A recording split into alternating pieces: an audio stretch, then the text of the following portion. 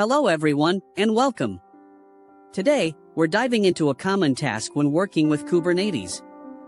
We'll learn how to copy files from a pod running in your Kubernetes cluster to your local system. This is super helpful for debugging, retrieving logs, or accessing configuration files. So, let's get started and learn how to pull those files out of your pods. First, we need to understand the basic command. The core command we'll be using is kubectl. This command is designed for exactly this purpose, copying files between your local machine and a container within a pod. The basic syntax is kubectl pod name path inside pod local destination path.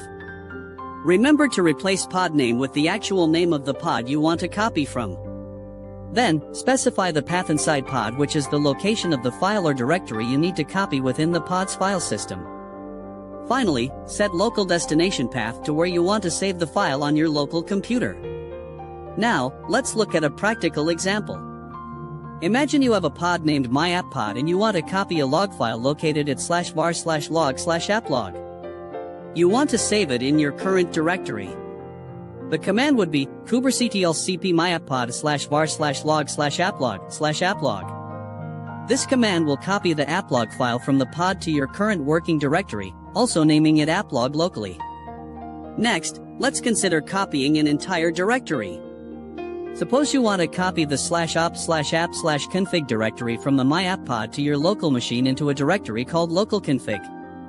The command would be kubectl myapp.pod /op/app/config/localconfig. This copies the entire directory structure and its contents.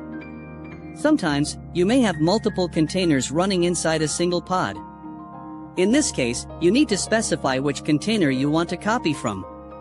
You can use the C flag followed by the container name.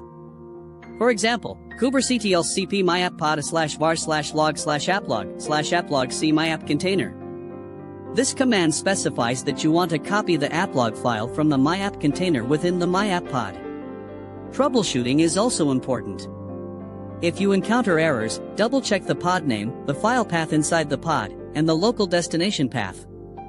Make sure you have the necessary permissions to access both the pod and the local directory.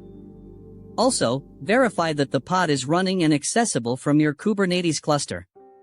Incorrect paths or insufficient permissions are common culprits for failed copy operations.